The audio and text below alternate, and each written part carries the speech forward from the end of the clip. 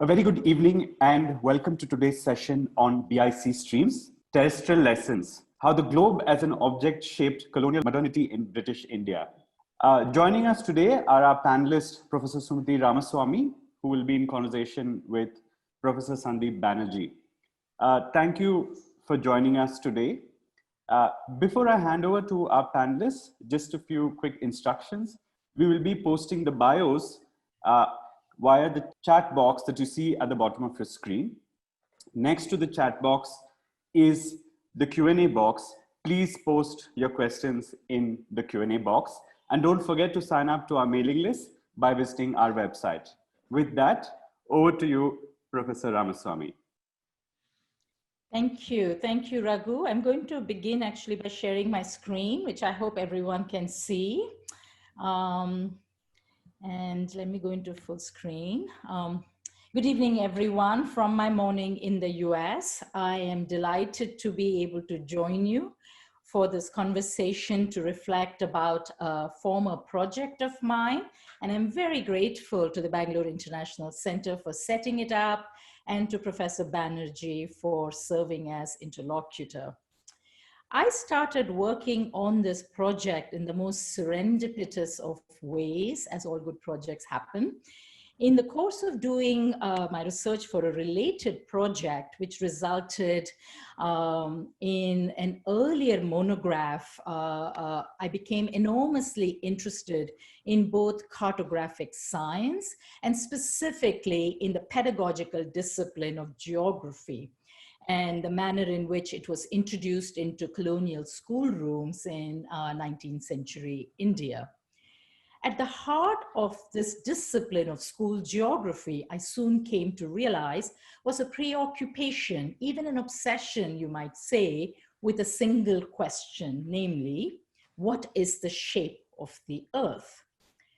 Despite pronouncements by media pundits today, like Thomas Friedman, that we live in a flat world or should aspire to live in one such, the consciousness of scientific modernity is absolutely and resolutely predicated on the sphericity of Earth, the fact that we live on a global round planet.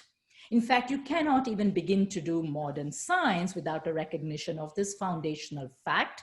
All other truths follow from this fundamental conviction.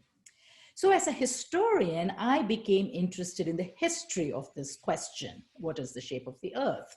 When was the question first posed? When did it first become significant? Why was it so important to pose it?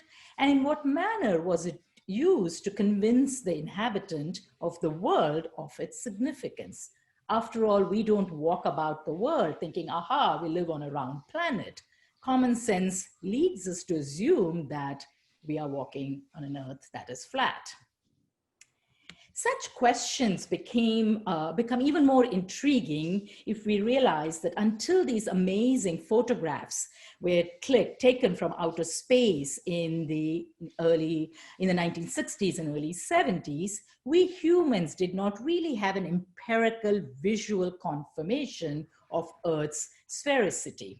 And yet, from the beginning of the modern era, the rotundity of our planet has been critical to defining the difference between those who are deemed educated, enlightened, and modern, and those who are not. To know the correct and only possible answer to the question, what is the shape of the earth, is foundational to the emergence of the modern self. So the big conceptual question of my book, therefore, was why and how does modern subjectivity come to be grounded in a notion of terrestrial sphericity? Now, because I'm a historian of India, I began to look for answers to such questions in colonial and post-colonial Indian archives by turning to an object that we are all familiar with as educated moderns, namely the terrestrial globe, such as the one that you see here in these beautiful photographs from Bombay, from a Bombay school in the early 1870s. I have been inspired by cultural theorists like Walter Benjamin to think of the globe as an object that was once a novel, even wondrous sign of scientific modernity, from whose very image our ideas of globalization have drawn their expressive and affective force.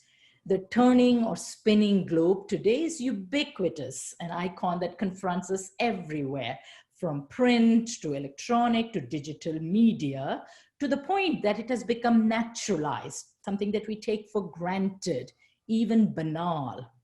Yet it was not always the case, and certainly not in 19th century or for a good part of the 20th century in India, when the globe circulated as an object laden with the circumstances of history. Like Benjamin, I'm interested in objects that once riveted our attention, captured it, but have since become confined to what we might call, or what he would call, the trash heap of history. The globe for me is one such object. In writing an uncommon history of this apparently commonplace object, I was also inspired by the anthropologist Kenneth George, who has invited us to think about how to dwell with objects such as the globe as companionate things that allow us to not only learn, but also bring us comfort and solace. So it's not just a material object or a pedagogical object, but also an affective one. With the political theorist Jane Bennett, I see the school globe, which is the humblest iteration of this magnificent object, pulsating with a vital materiality, and was therefore persuaded to heed its call, so to speak, however elusive, from the colonial archives, and to follow the call wherever it took me. And not least, and as a methodological conceit, and borrowing from the Turkish novelist Orhan Pamuk, who had a wonderful insight, there is a story to tell every time people and objects meet. My book is organized around narratives of transformative encounters between young people, young individuals, and the globe, such as what you see here in this very interesting photograph from a Karachi schoolroom. And so today, what I want to do in the short time that I have to make a short presentation is I want to share 4 such stories of this kind of a transformative encounter. So my first narrative takes me to the Tamil country in the closing years of the 18th century and the opening decades of the 19th. And my protagonist is a Maratha prince called Sarfoji, who ascended to the small kingdom of Tanjore in 1799, when it had been reduced to vassalage of the British East India Company. In recent years, Sarfoji's Tanjore has become the object of some wonderful scholarship, which has posited it as one of the earliest sites in colonial India for the accumulation of knowledge in various scientific domains, ranging from astronomy to medicine. From his location in this relatively remote part of India, Sarfoji accumulated a vast library, which still extends today, of scientific books in a range of fields, as well as kept up a correspondence with numerous learned societies in England. The roots of this process of accumulation goes back to a time when Sarfoji was a prince in exile in the colonial city of Madras and had been placed under the tutorship of the German missionary Christian Schwarz, whose base was the Danish colony of Tranquebar, what is today called Tarangampadi. I zoom in on a letter dated to July 31st, 1794, when the young Sarfoji writes to his tutor and tells him that he had received an unusual gift from a visiting colonial army officer, Colonel Brathwaite. And August 6th, 1794, Schwartz writes back to his mentee, quote, "As Colonel Brathwaite has given you a globe, you ought to learn something of geography. As you live in the world, you ought to know something of the world which God has created, that you may get some idea of the great God, the creator of the heaven and earth." Sarfoji does seem to have taken some of Schwartz's advice to heart. On returning to Tanjore in 1799 and ascending to the throne, he began collecting a large number of the latest books on geography and astronomy, some of the best atlases of his time, wall maps, and of course, globes. And two of these you see in this later day photograph, which was placed in his throne room. We know from archival records that he also acquired a pair of globes in 1802 to donate to the English school, which the German missionaries had set up in his capital. Even with such diverse cartographic objects in his possession, I have seen no surviving portraits of Sarfoji posing with the globe, like the Mughal emperors in the 17th century chose to do, as we see in these beautiful miniatures from that period. Now, this is despite the fact that European-style portraiture was quite in vogue in his time in Tanjore, as well as in the wider Madras presidency. And in fact, despite his obvious passion for anatomy and astronomy, for skeletons, telescopes, globes, and other scientific instruments, we do not have any surviving portraits of Sarfoji in the company of these objects that he lovingly collected because of his entanglement with the Enlightenment sciences of Europe. Instead, almost all surviving portraits and imagery that he commissioned show him with the usual repertoire associated with martial kingship: horses and swords and jewels and banners. Yet, he commissioned, perhaps even wrote himself, a fascinating Marathi play called Devendra Kuravanji around 1806. The play opens with a song dialogue between a queen called Indrani and a fortune teller, Kuravanji, who appears in her court. So here is Indrani. I want to learn the geography of the world. Tell me, does the earth revolve around the sun, or does the sun revolve around the earth? Tell me, what is the moon's orbit and what planets revolve around the sun? What is the diameter of the Earth's sphere? The fortune teller, or Kuravanji, goes on to give a description of the world as was known in European geography around 1806, naming the 4 continents, known continents of the globe, with details of oceans and rivers and countries and capital cities, but most crucially, against the prevailing conception of a geocentric world of the Sanskritic Siddhantas, as well as the flat earth conception of the Sanskritic Puranas, Sarfoji, through the fortune teller, presents a Copernican universe. So here's the Kuravanji saying, like a flaming torch, whirled round and round, the sun rotates in place on its own and not around anything else. But the earth revolves around the sun in a year's time. On the basis of her superb analysis of this text, Indira Peterson concludes that much of the geography in this play was taken, of course, from these geography textbooks that Sarfoji was collecting, purchasing from London and Edinburgh and other places, and gathering in his library, but also objects such as the globe or the orrery. She concludes, and I quote, "The text presents a verifiable European-style modern terrestrial geography, shorn of its Christian cosmographic connotations," end quote.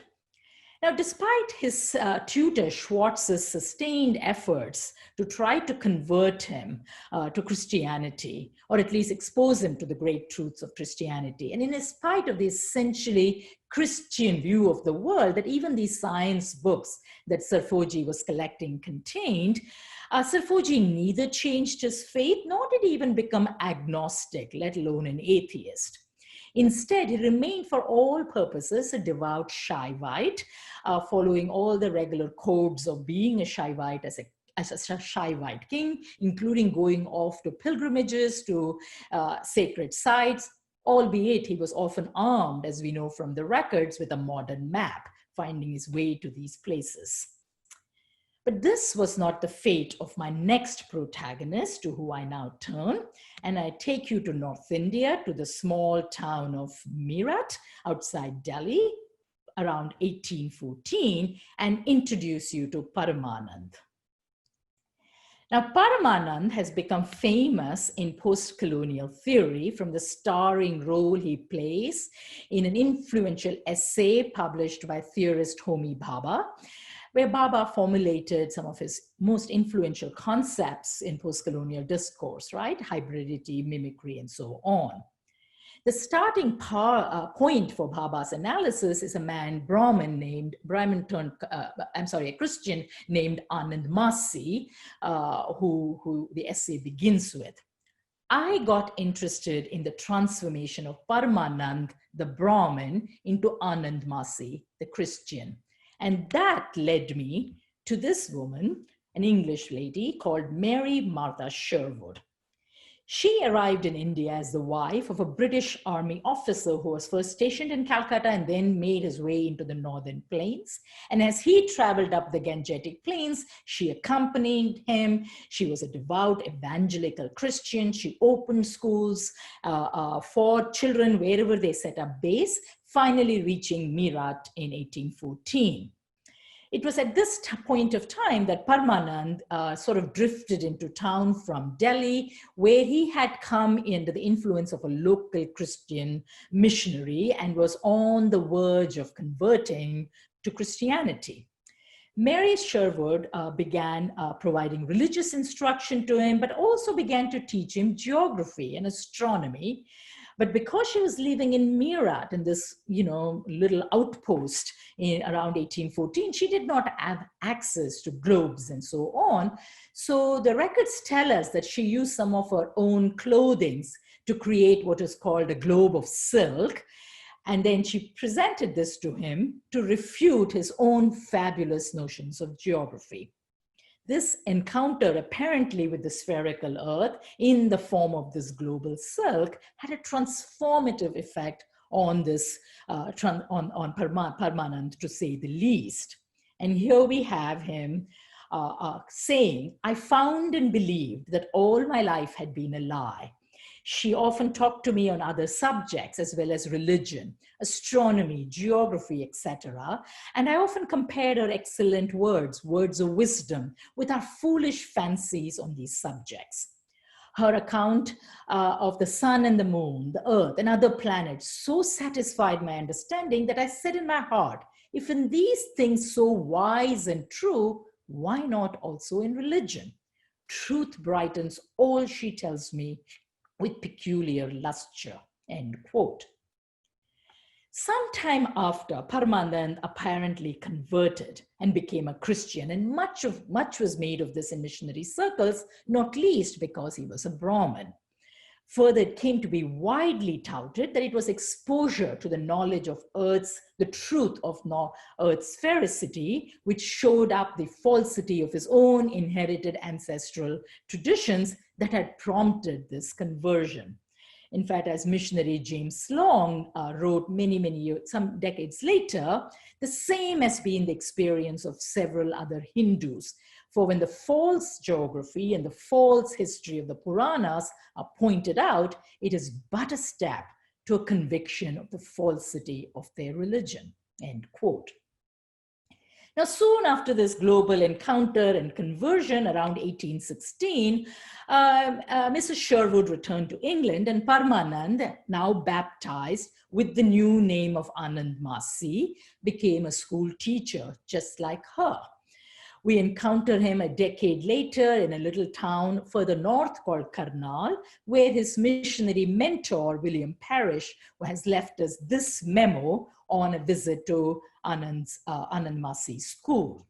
Quote, Anand's method of teaching is very simple, but appears to succeed in no small degree in giving them, i.e. the children, some idea of geography.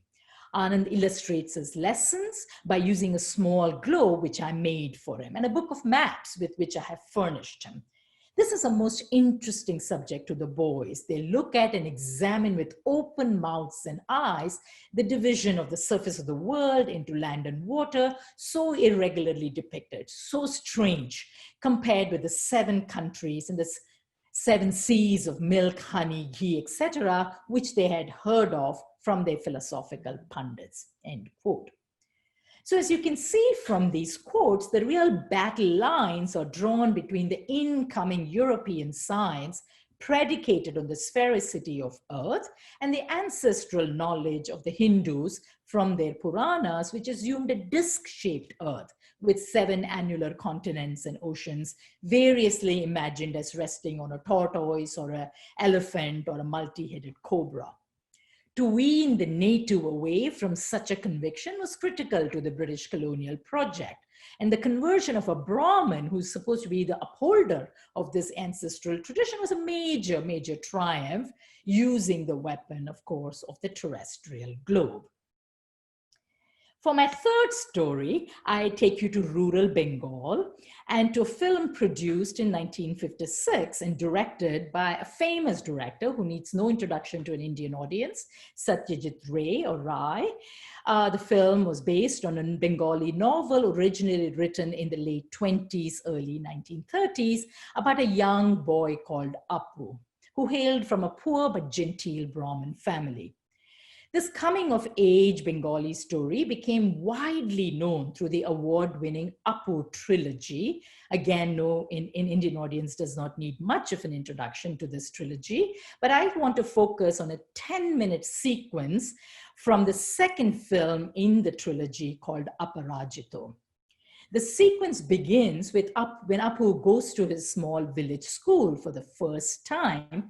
And I want to begin from the moment we get a glimpse of the school, of the headmaster's office, and where you see a little edge of a little terrestrial globe, the only scientific apparatus in this office. We get a much better view when Apu walks in, is brought into the office, headmaster's office, after he has given a good showing of himself in the classroom when he impressed a visiting school inspector. And here you continue to see the globe perched on the headmaster's desk. His own teacher praises him as being above average, and this leads the headmaster to introduce him to various books that are there in his almirah, especially books of science. Science made simple. We see Apu then rushing home to introduce the facts of science to his bewildered mother.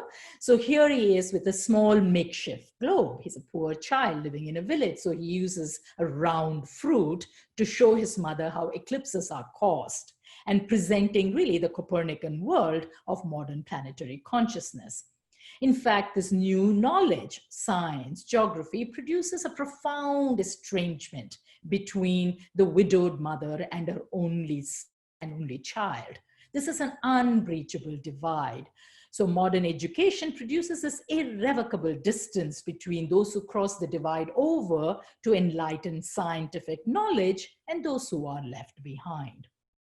It is worth underscoring how in these few minutes, Ray emphasizes the role of the Christian teacher who introduces Apu to modern science in the form of books and artifacts like the globe. So the native Christian teacher has, by the middle of the 20th century, become the worthy successor to colonial predecessors like Schwartz and Mrs. Sherwood from the previous century.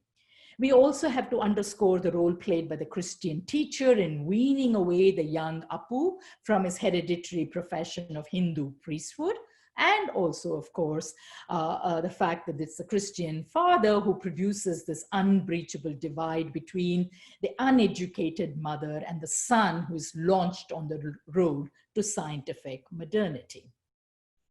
A little later in the film, we encounter a little more grown up Apu. He's a teenager now. He's summoned into the headmaster's office and told that he has been awarded a scholarship to go to Calcutta.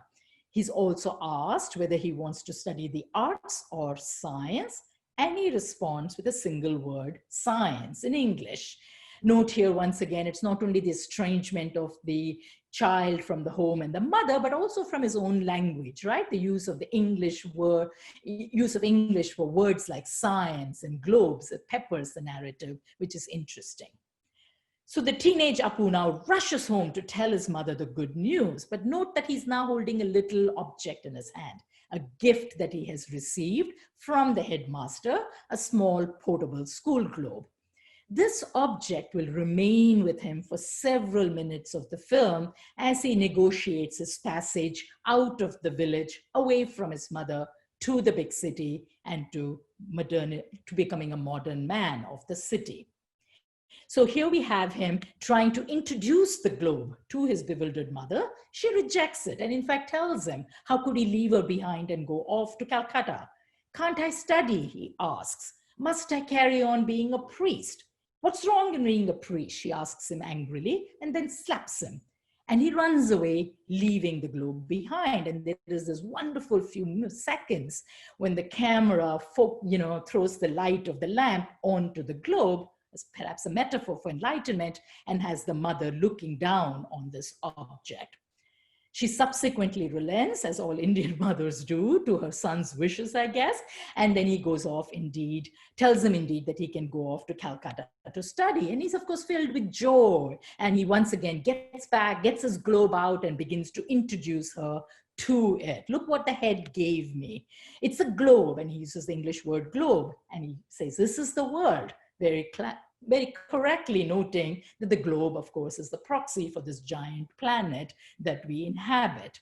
He shows her where the city of Calcutta, to which he's headed, is placed on the globe. And this is a very important part of colonial and post-colonial pedagogy, for the child to hold the globe, twirl it, learn about its motion, find one's place on it, and all of that. And we get a glimpse of all of that here.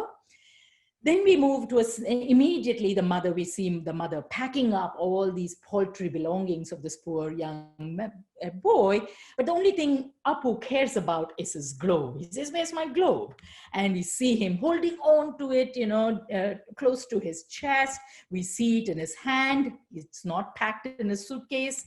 Walking away from the village, holding the globe, walking away from the mother. We then see him in a crowded train headed to Howrah, once again completely preoccupied with this little object. He's stepping off the train, going into the city, to find his lodging and entering the lodging. And then finally we see it in one of Abba's Ray's sketchbooks in the bedroom, perched on his bookshelf. So I use this in the book to make an important argument about the globe, of course, being this kind of intimate companionate object, which helps this young village schoolboy make his passage into the city, into adulthood, and of course, into scientific modernity. My last story takes you across the subcontinent to Bombay and to a woman, and I want to tell the story of a woman called Anandi, who's become famous in feminist circles for many reasons, including the fact that she's the first Indian to get a medical degree, the first Brahmin woman to travel to the US to get such a degree. I am interested in a 1968 semi-fictionalized award-winning Marathi biography of the relationship between Anandi Bai and her husband Gopal Rao, portrayed in the typical form of a companionate marriage, where a much older man marries a younger woman and tries to mold her in his image by serving as her teacher and mentor and so on. We see him in the story teaching her the rudiments of English and geography with the help of maps and so on. At one point, he returns to Kalyan from the big city and says, I have brought a fun thing. Opening his bag, he pulled out a big multicolored ball on a wooden stand, suspended from a hook. She was too old to get very excited about a ball. She asked with amazement, what kind of ball is this? Where am I supposed to bounce it now? Gopal Rao laughed very loudly. Take a good look at it. He brought the ball close to her and he spun, whirled it around. She did not understand. She thought her husband had gone crazy. Then the story goes on when he, of course, turns around. Like all of the other older figures we have met, he introduces the globe to young Anandi. This is the globe, goal, using a Marathi or Hindi word, of the earth. The globe of the earth, Hindustan, England, America, many other lands, many hills, many oceans, red and yellow, Arabian and Indian, on a small little globe. The globe is spinning. Delighted, she began to look at it. Where is Hindustan? Where is great big Mumbai in it? Kalyan, Alibag. Suddenly she started laughing. What could there be? Kalyan? What, Alibag? It was as if she had gotten a new toy. Picking up the globe of the earth, she spun it around. The two of them were elated.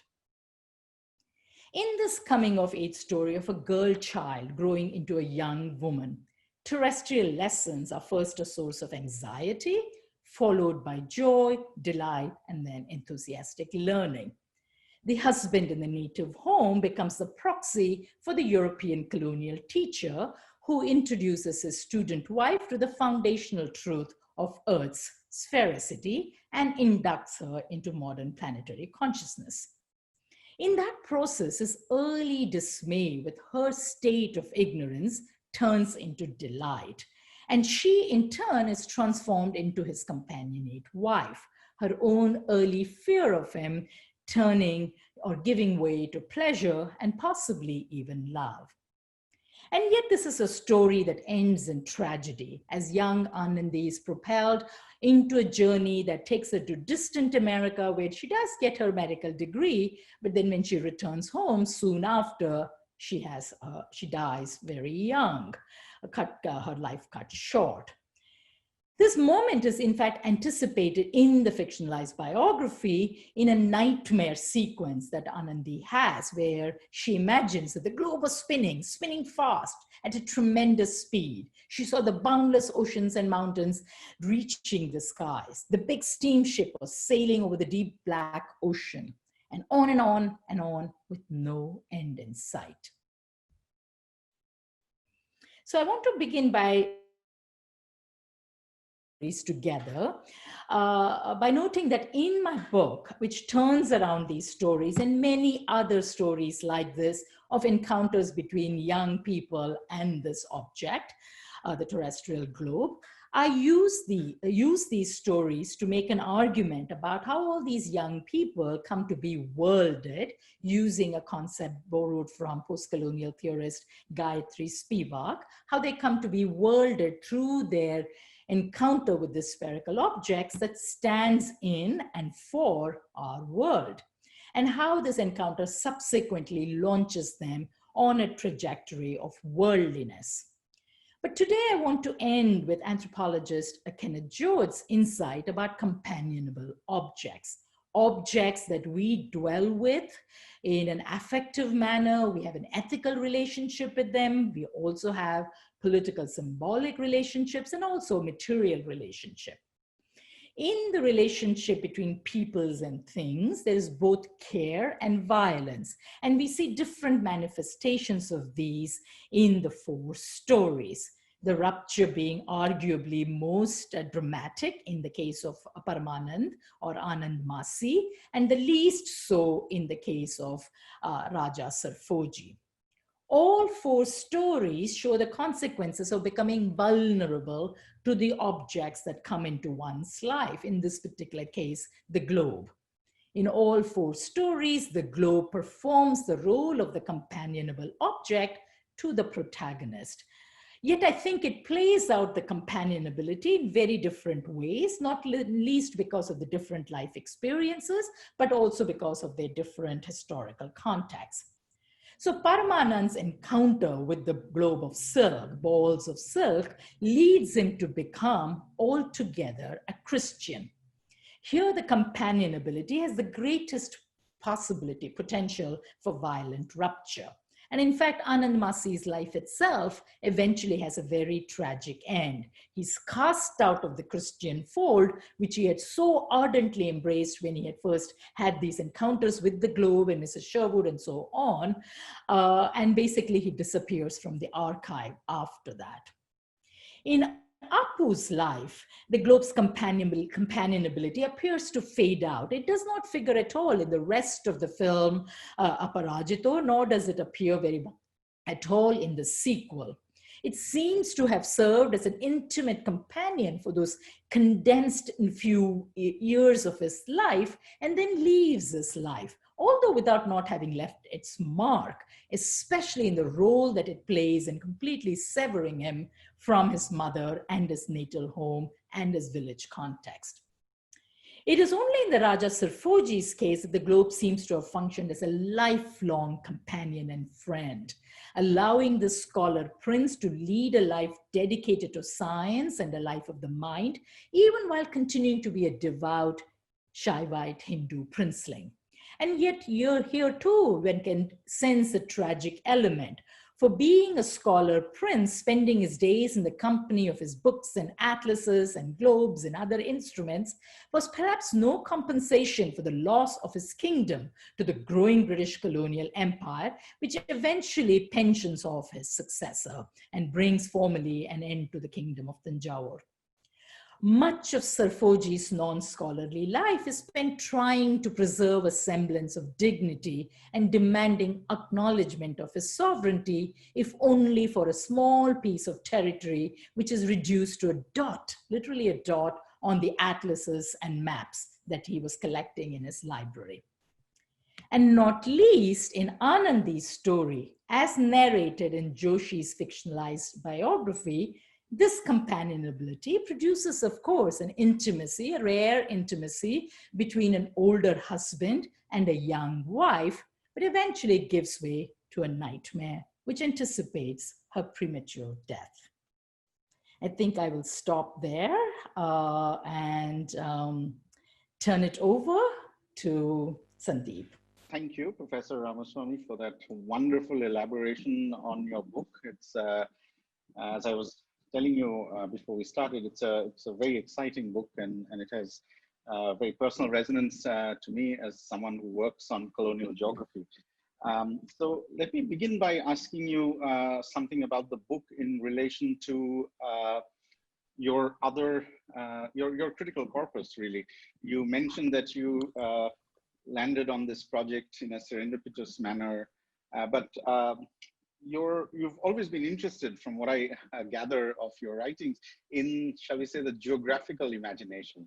So how do you locate terrestrial lessons in relation to the other books that you've written, which all seem to have geography as a very central preoccupation? Thank you. And actually, I would not be telling the truth if I said that when I was a school child growing up in Delhi, that I particularly cared for geography. I loved maps and I loved atlases, as so many school children do, right? But I was a science student. I loved physics, math, chemistry. I thought I was actually going on to become a mathematician, but somehow I ended up, I read actually Ramila Thapar's History of India, and that was it. I began on a career as a historian. In my first book, Passions of the Tongue, which is really about Tamil nationalism in Madras presidency, I became aware of a big lacuna as I was doing the research for that book, which was actually my dissertation project, that I was actually looking at language politics in a way that divorced language from issues of space. And so after that book was done, I turned around to writing a book that took me almost to the edge of madness.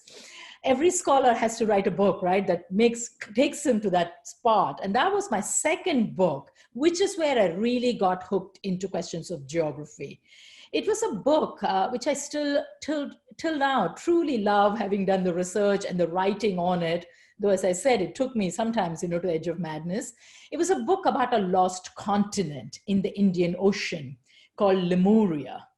I got interested in it because when I was doing my research on Tamil nationalism, I kept coming across consistent allusions and references to the fact that the Tamils of southern India had originally been birthed in a vast continent to the south of present-day Tamil Nadu or Madras, and they named this continent Lemuria, or in Tamil, they would also call it Kumari Kandam. And so there was this strange word, Lemuria, which you would also see it in Tamil writing, as Lemuria, and it's difficult to write that word as such in Tamil. And that got me started on the path of tracking the history of this word, which took me directly into European Victorian science. The word itself is named, the continent was named after the early primate form called lemur, which is only found, it's in a very rare species, say animal, which is found only in Madagascar today. But once upon a time, in the 1860s, it was premised that this animal ranged across what is today the Indian Ocean. All of these lands were connected to each other. And a Victorian scientist called Philip Sclater names that continent Lemuria. From that concept enters colonial discourse literally as a footnote, but as you and I know, people who work with colonial archives, often colonial footnotes become hugely consequential for the colonized. Literally, it began as a footnote in what was called the Manual of the Madras Presidency, as a speculative footnote which wondered, where did the Dravidians of South India come from?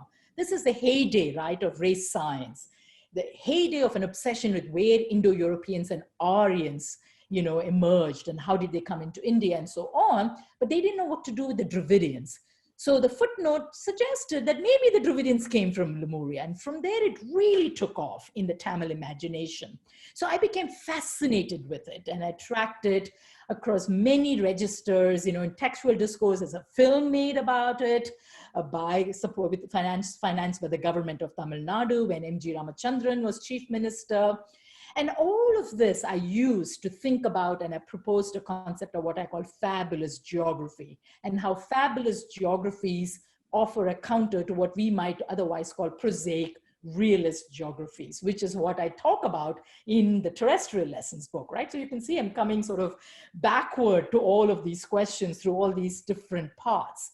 When I was doing the research on Lemuria, I also got interested in maps, because there were all these fantastic maps of this imaginary continent, trying to materialize it, visualize it, and so on.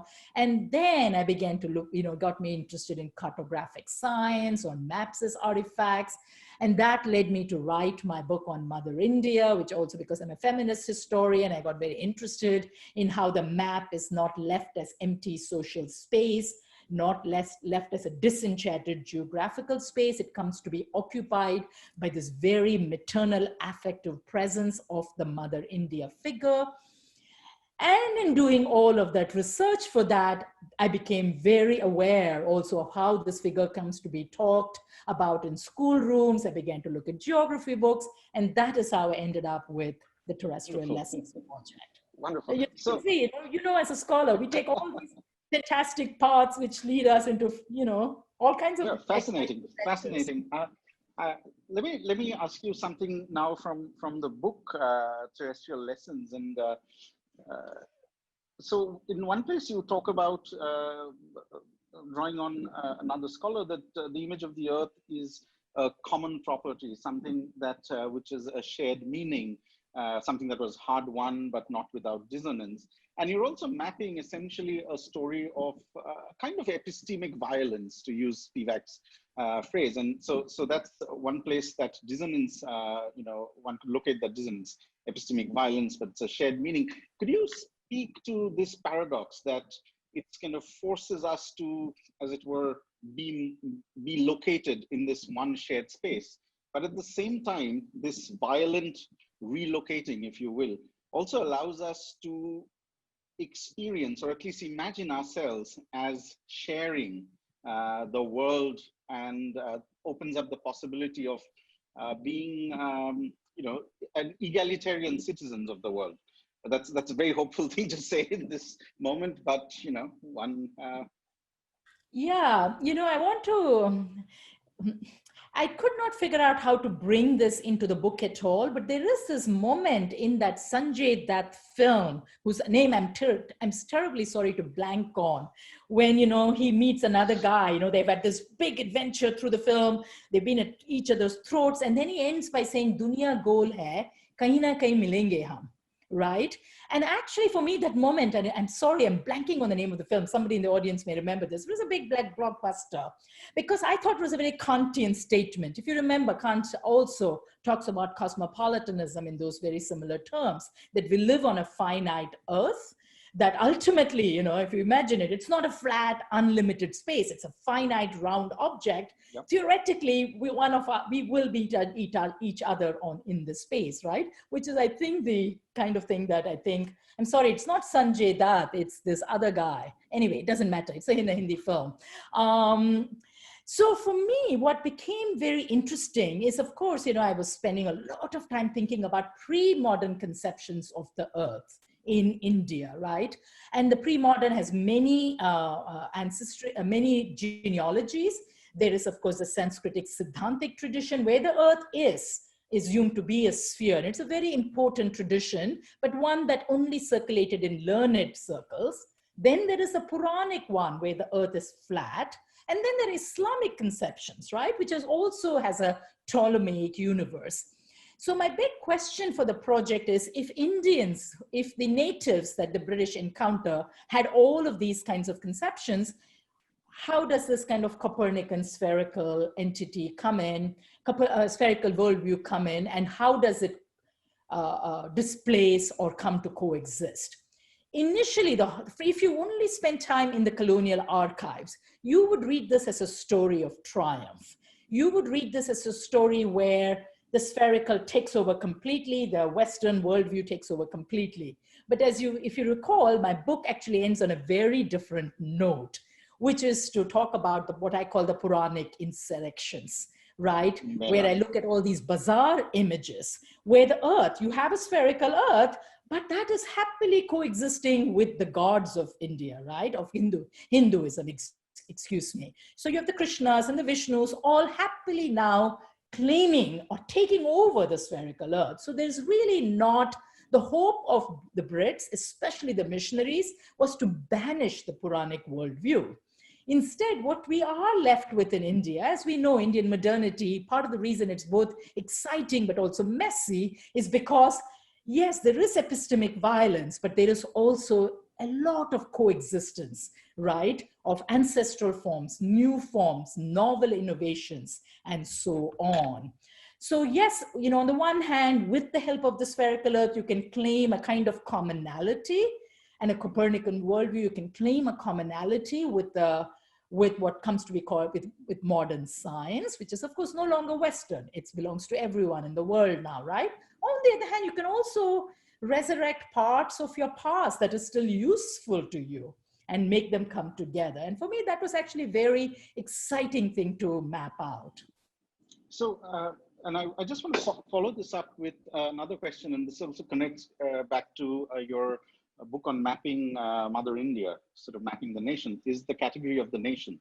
So we have the development of the globe, this kind of planetary consciousness, but at the same time, this goes hand in hand with a more, for want of a better word, a more fragmentary consciousness of belonging to a nation space. So you locate yourself in the world, yes, but you locate yourself, you know, as you were pointing out, in Bengal, in Madras, in Mysore, within India, within British India, and so on and so forth. So how do you see these two processes go hand in hand, one kind of unifying, if you will, and the other one that's fragmentary? So you tell us something about that. Yeah, thank you for that. And you know, someday, if I had time left in the world, I would love to go back to those fantastic space photographs that I showed very briefly, right? Which were taken from outer space in the 1960s and 70s. And I would love to do some kind of analysis of how those photographs were received in India. There's fantastic scholarship on how they had a transformative effect, as you know, in the West, including sparking off things like the whole earth movement or green politics, right?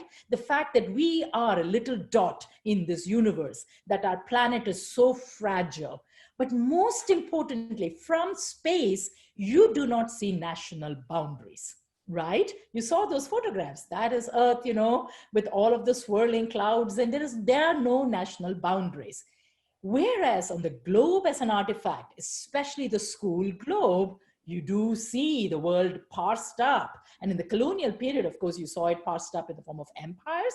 And then, of course, by the 20th century, you see nation states on it. And of course, if you remember the first introductory chapter, if I'm not mistaken, ends with that moment when the first Indian astronaut goes into space, right? And Indira Gandhi asks him, what does India look like from space, right? And Rakesh Sharma, the wing commander, says, he actually quotes Iqbal, which I thought was very funny. Sare jahan se acha Hindustan hamara. So I was very struck by that. These very rivaling, right? These photographs actually give us a world that belongs to everybody, the fragile planet that, doesn't matter whether, you live in India or in the US or in Timbuktu, it doesn't matter. But Rakesh Sharma's comment brought us back to the nation, right? And of course, today, as we know, all space, well, not all, a lot of the impulse behind space projects are nationalist projects, right? Who gets to the moon first? Who gets to Mars first? They remain nationalist projects. So even though our journeys into the outer sphere should make us realize not only the invented nature of nation states, but also their absolute fragility and their capacity to cause such havoc. It hasn't happened that way. Nationalism hasn't disappeared. There was all this chatter at the beginning of the discourse on globalization about how the nation borders will disappear, nations will disappear. My gosh, have those theorists been proven wrong, especially in these past few years, right? When not only nationalism, but a kind of parochialism has come to the fore. Absolutely. Everywhere, Absolutely. including in the modern West, right? Absolutely. Especially in the modern West, I would say. So following up from what you said, you're talking about these images, images of the earth from space, images of Vishnu and Krishna coexisting happily, as you say, with these colonial objects, particularly the globe.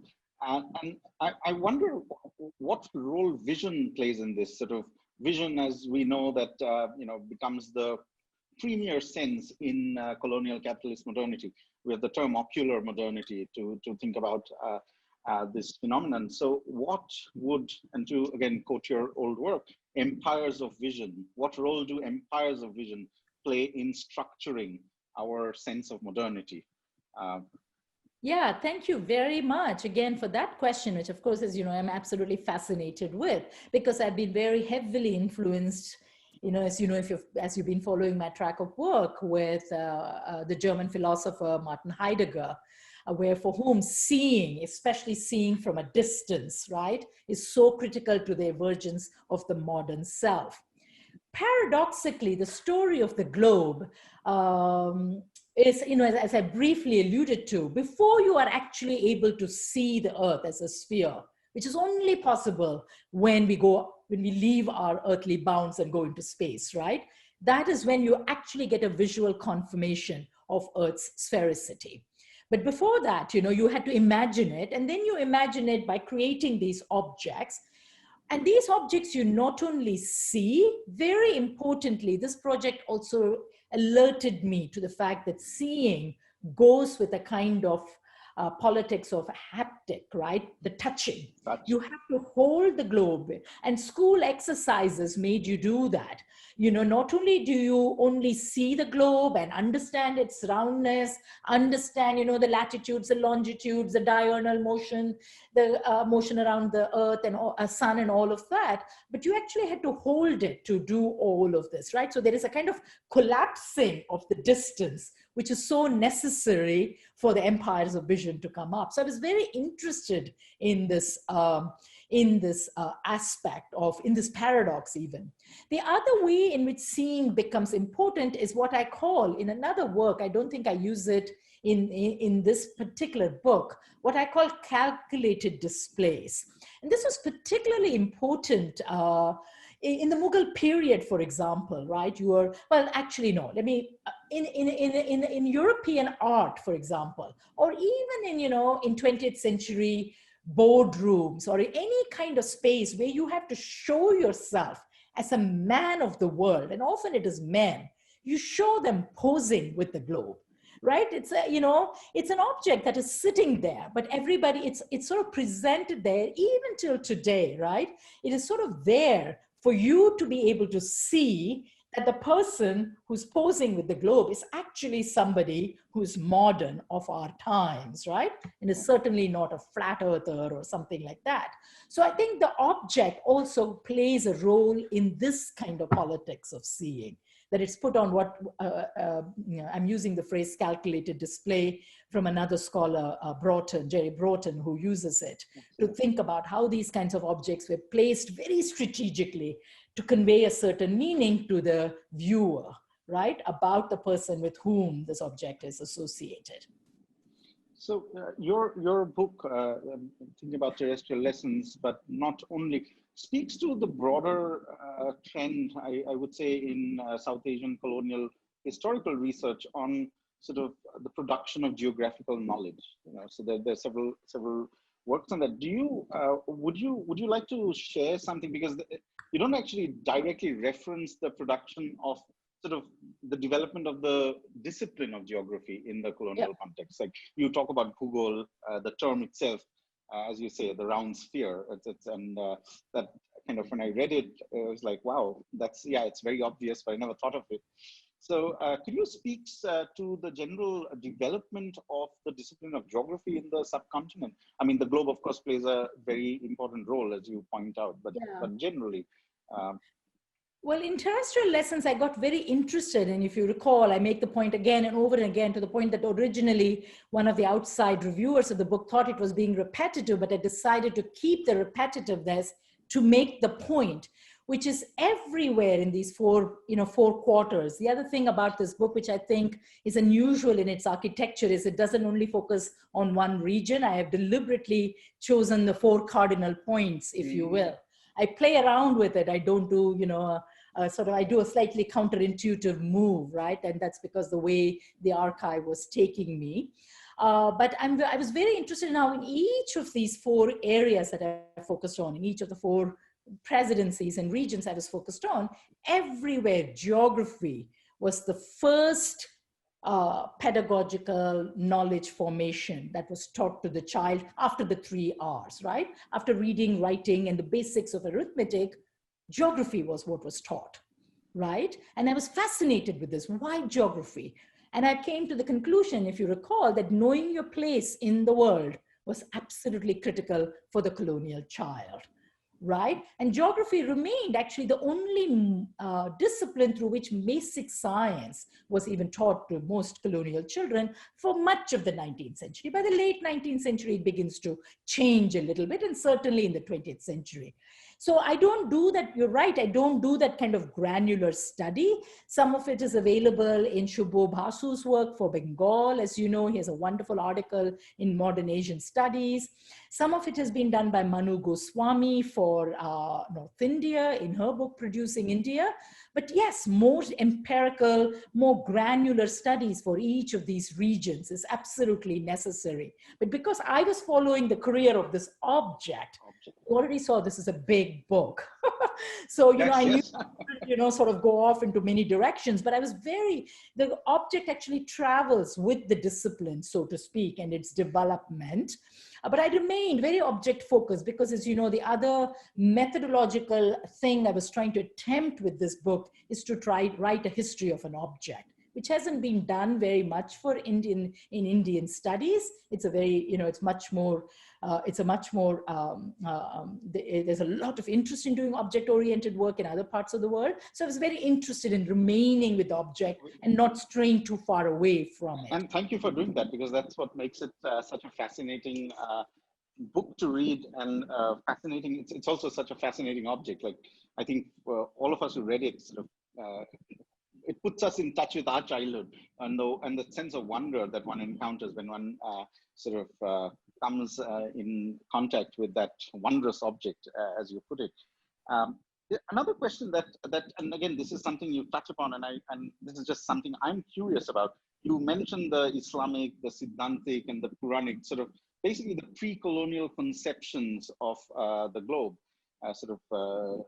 I think Of Earth, they say, of Earth, sorry, sort of existing in a sea of syrup or something else. Fascinating, the way you put it. So what, can you give us a sense of these geographies, these wondrous geographies, if you will?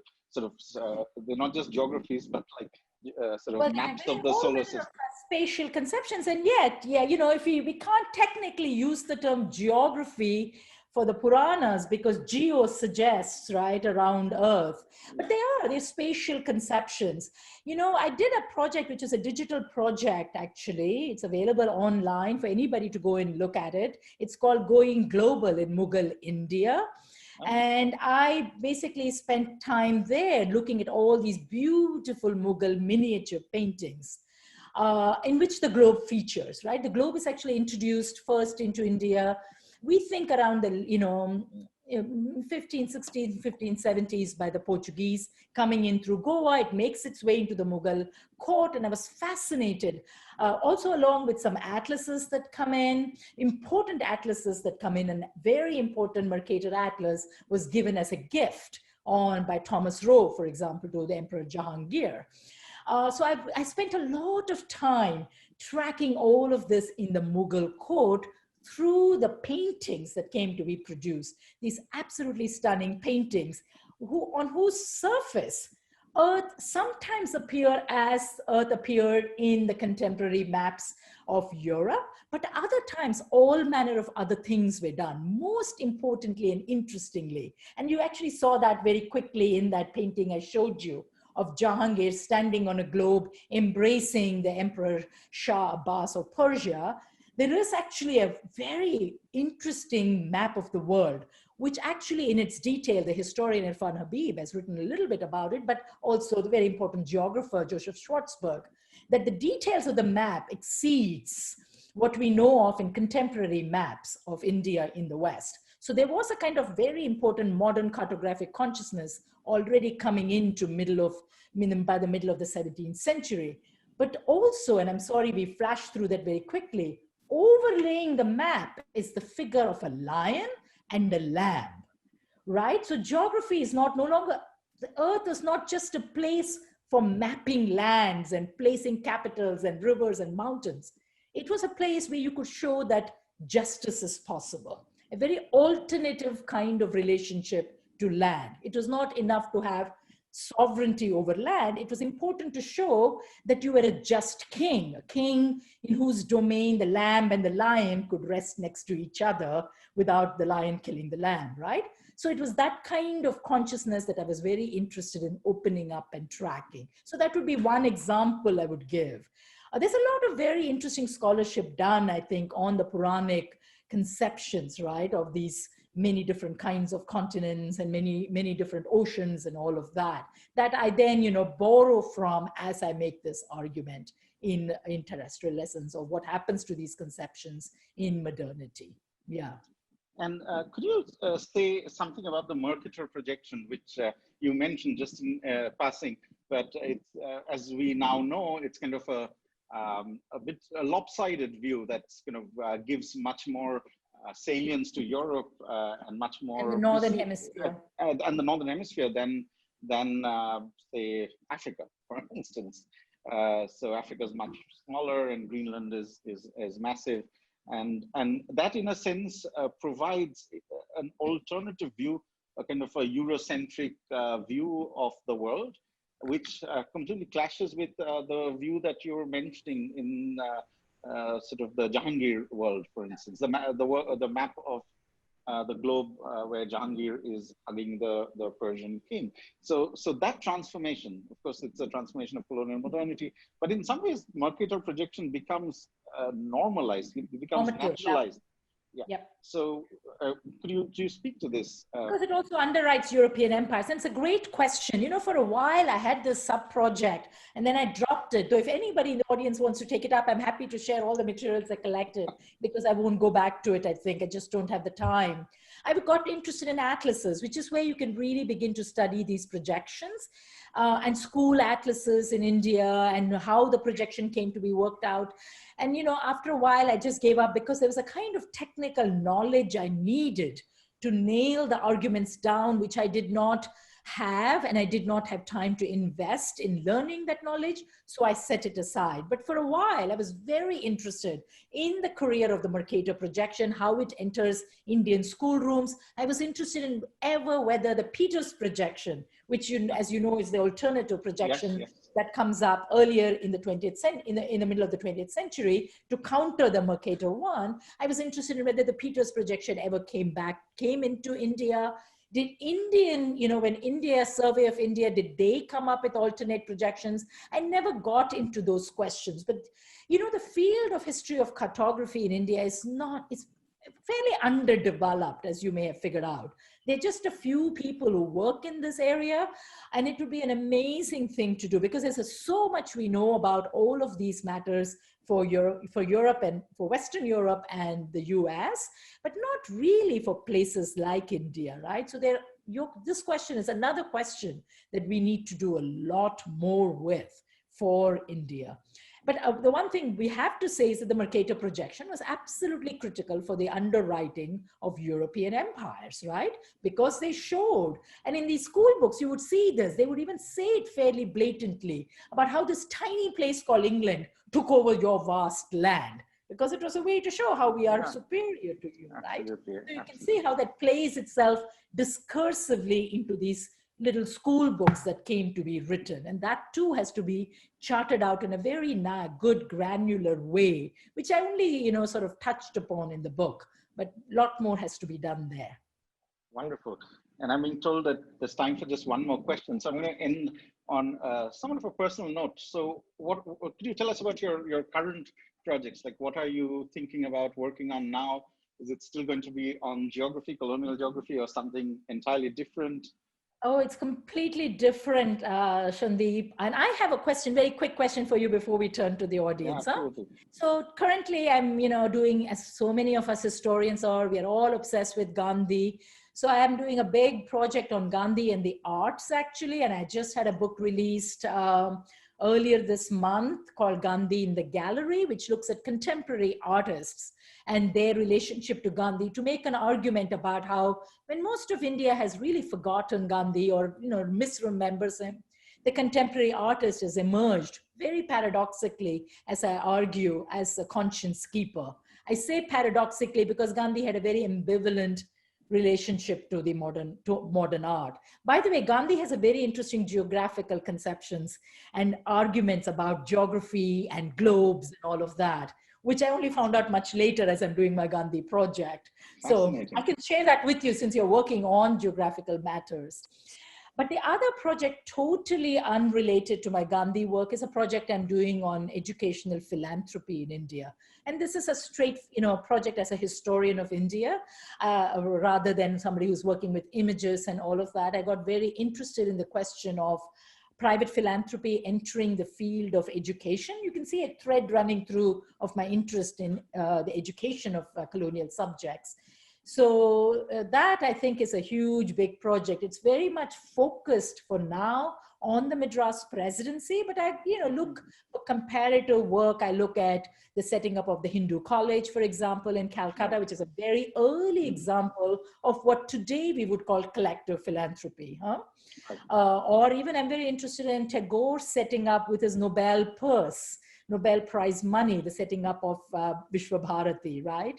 So I'm interested in tracking when Indian private capital enters the field of the setting up of higher educational institutions. If I can end with a very quick question for you, because you're a specialist of Bengal, I was curious about what you thought about the way I ended the book with every chapter, I had favorite moments, but I have to say, I called it my Apu chapter. I loved writing that chapter. I loved that film. And I loved Apu, so I wondered what you thought about it as a Bengal scholar.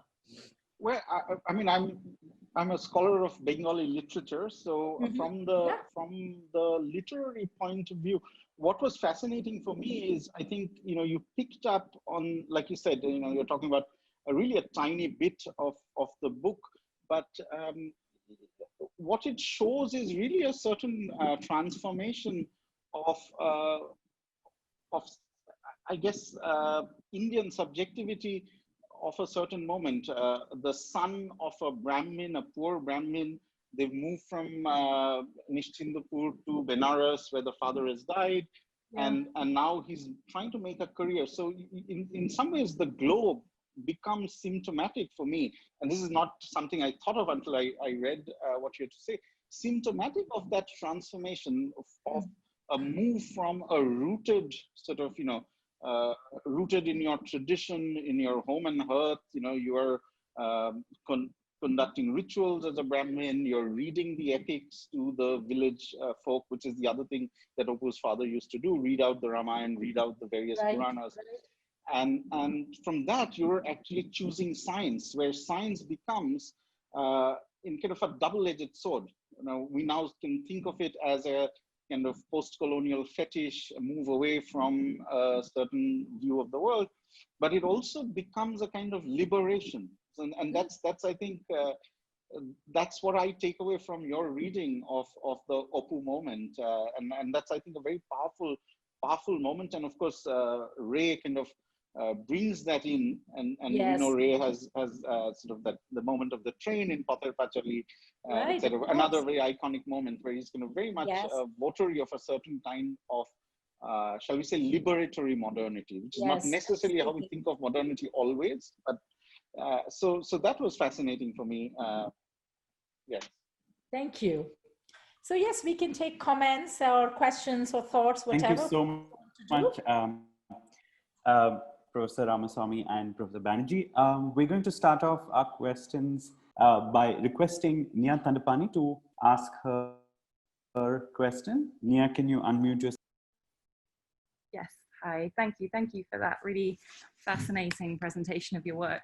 I had a couple of questions, if I may, and the first was more about kind of your approach as a scholar, and I was interested, one of the points you made about kind of increasing interest in sort of object-based research, and I wondered if you could speak to the sort of challenges of approaching research on colonial objects, which you can now only or primarily access through flat images, and the sort of complexities of that relationship between the sort of 2D object and the 3D object.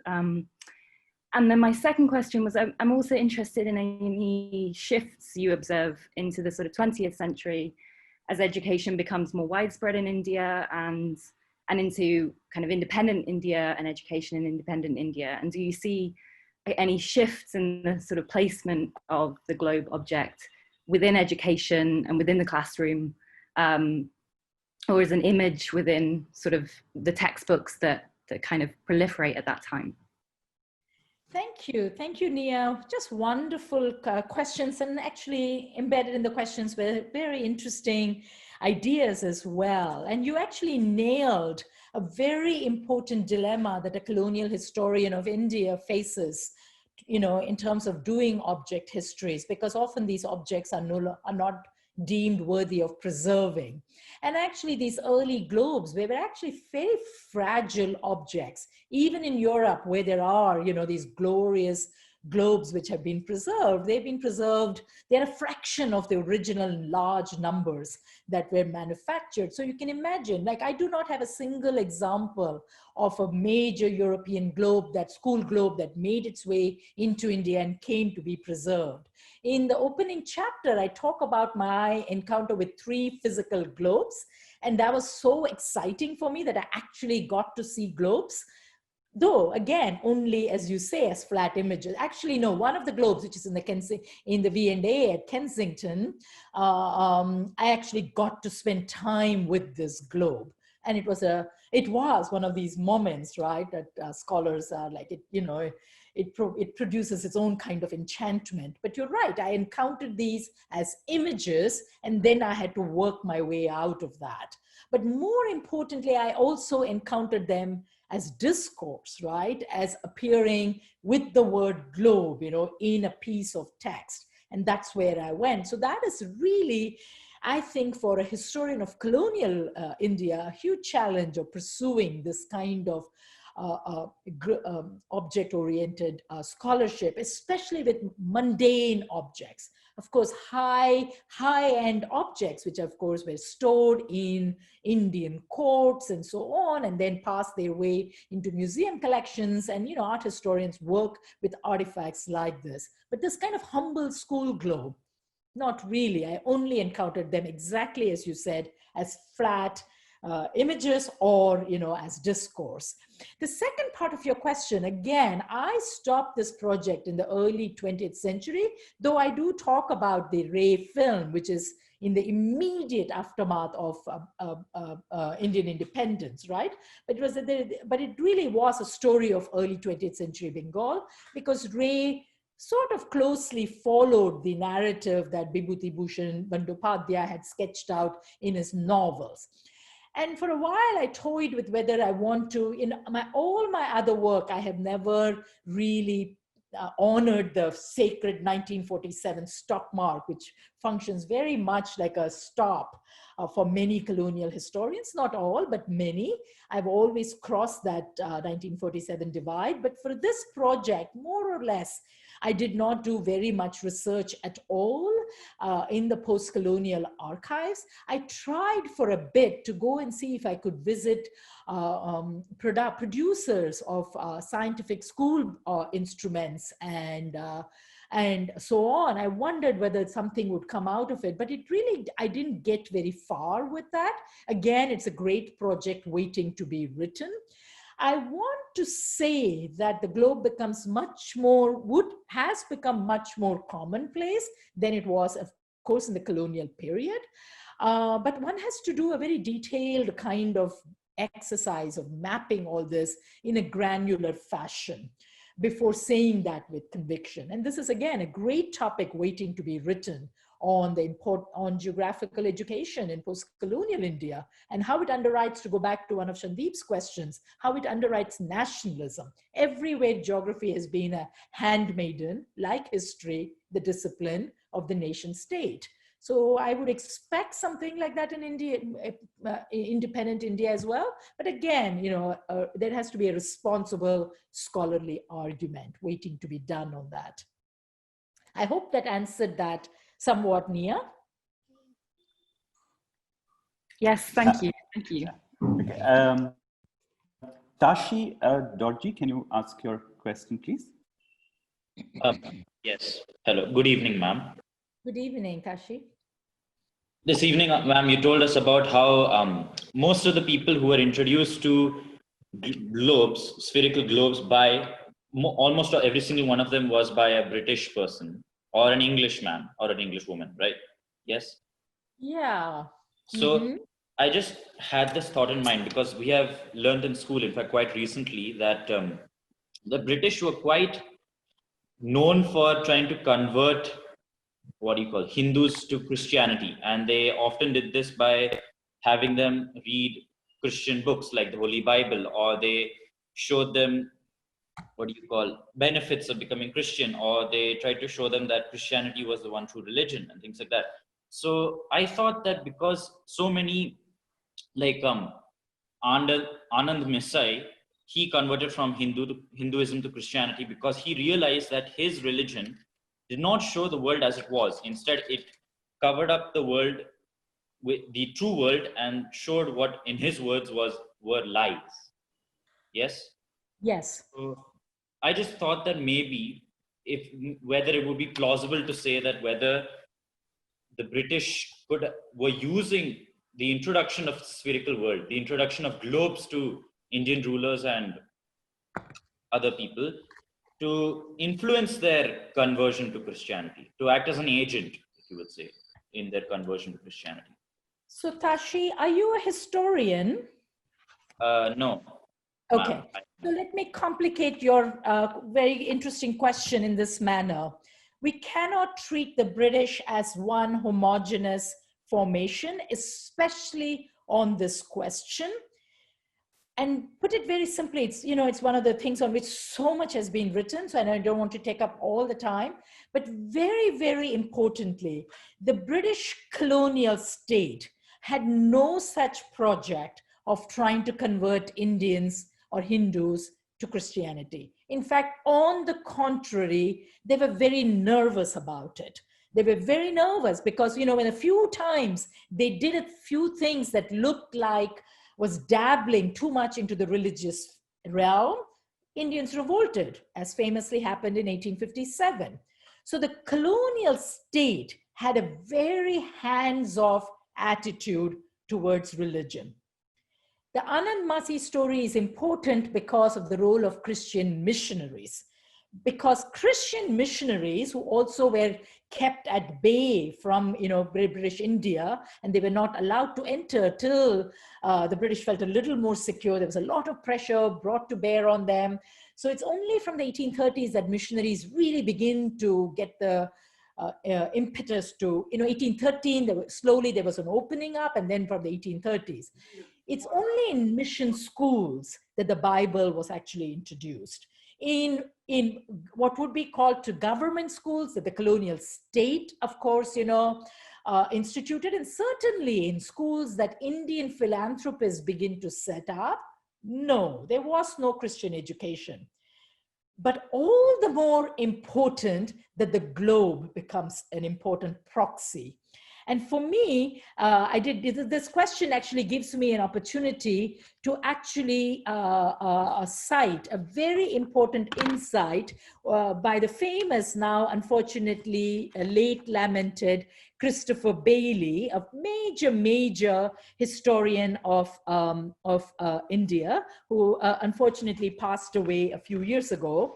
He wrote a fantastic book called Empire and Information, in which he argued that in these colonial contexts, not the missionary context, but in the colonial secular context, the globe actually operated, to use his phrase, a stealth object.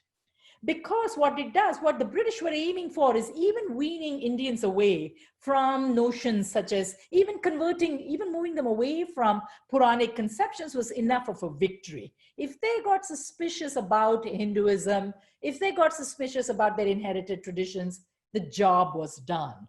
If you converted them even to modern scientific planetary consciousness, the job was done. You do not need to convert them to Christianity per se. Do you see the nuance there of the argument? I hope that comes through. It's very, very important because I had to correct a very important point, which is that the colonial state was enormously ambivalent about the project of conversion. It doesn't mean individual Brits were not, and often we have examples of very devout British administrators who could potentially dabble in it. But as a state project, conversion was not in fact, it was very, very problematic for the colonial state. Does that help answer the question? And that is what makes the globe even more exciting. It becomes the proxy through which you can begin to introduce Western ideas of the world, right? Without, you know, in-your-face kinds of arguments about, the Christianity. Does that make sense? Yes, ma'am. Thank you, Tashi. Thank you. Nisha PR, can you ask your question?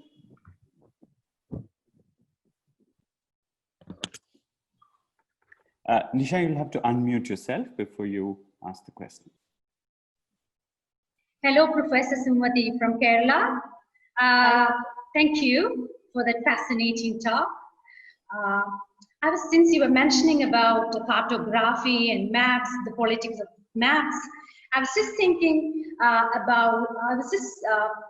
thinking about this connection of maps with race. Many of us know that maps are very racialized in many contexts. How would globe be in the context of race and caste? I was just thinking about this while you were talking about the politics of cartography. What a lovely question. I need to think that through a little more. I don't actually take the race question on in a big way. There is a wonderful article, as I mentioned, in Modern Asian Studies by Shubho Basu, which actually looks at geography textbooks very clearly. In these geography textbooks, you see that, right?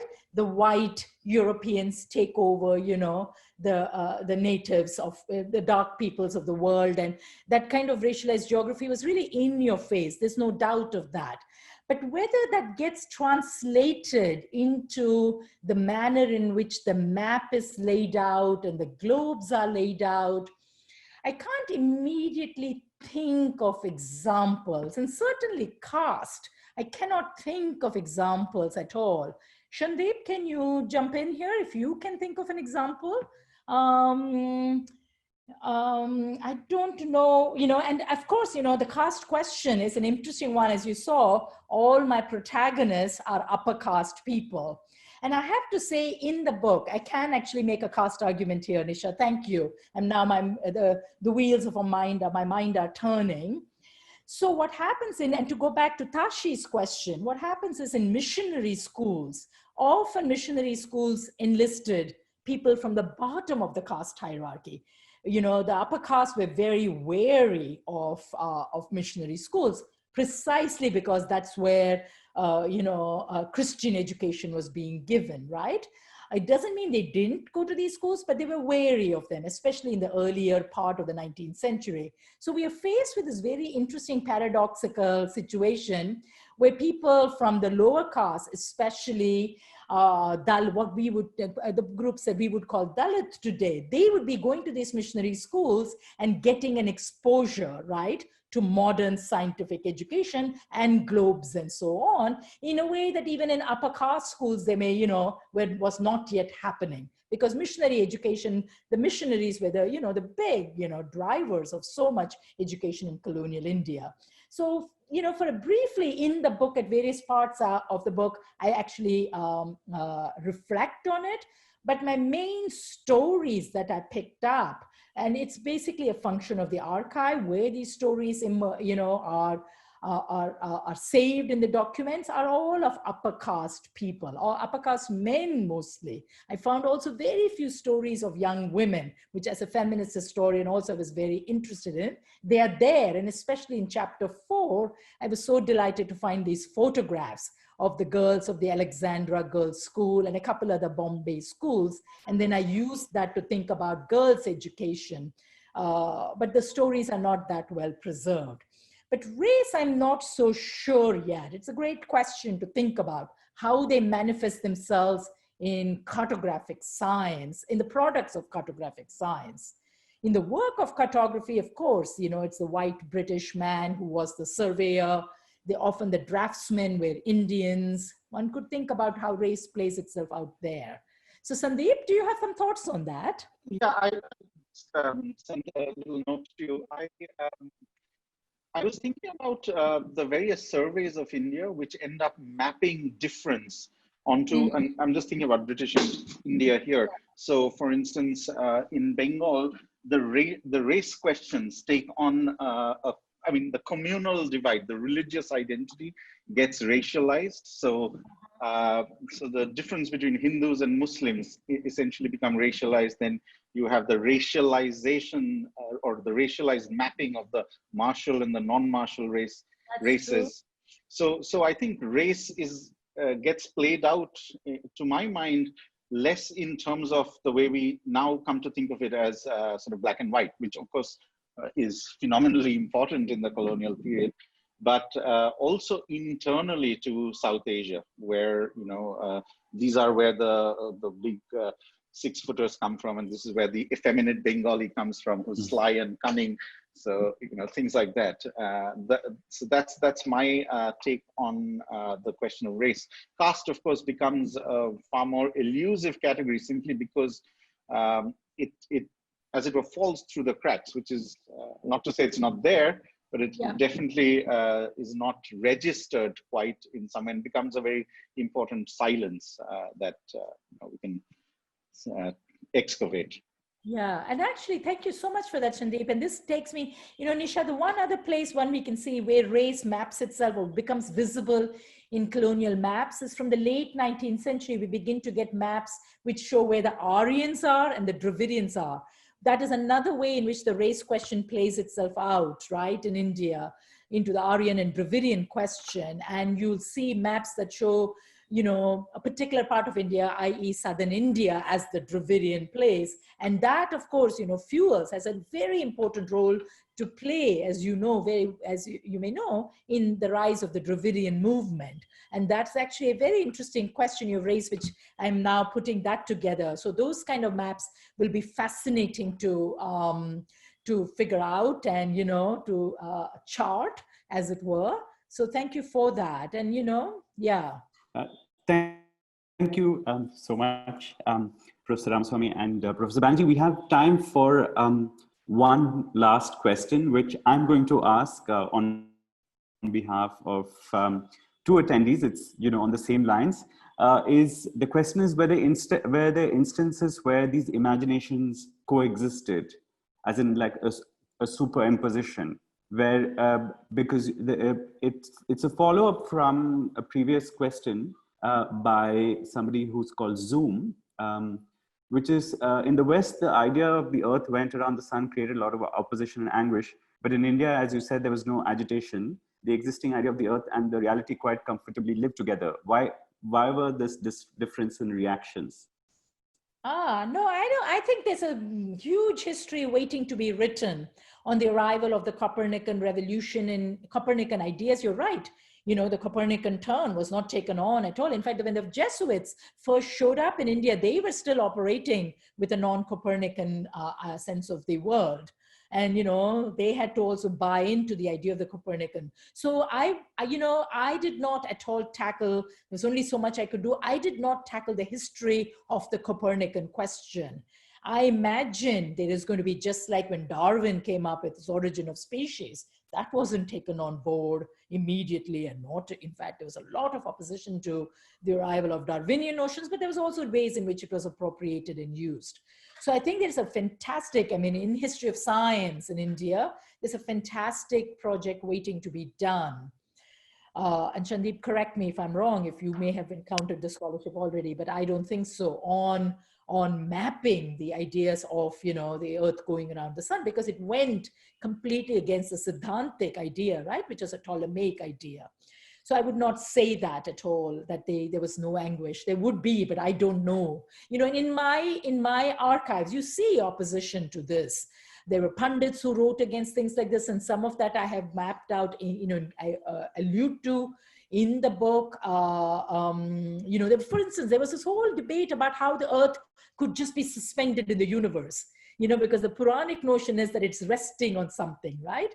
So there was also all this kind of discourse. None of this was uncontested, which is why I put up that original quote that this is hard-won knowledge. And there's a lot of contestation, which is why we have the production of an archive around it.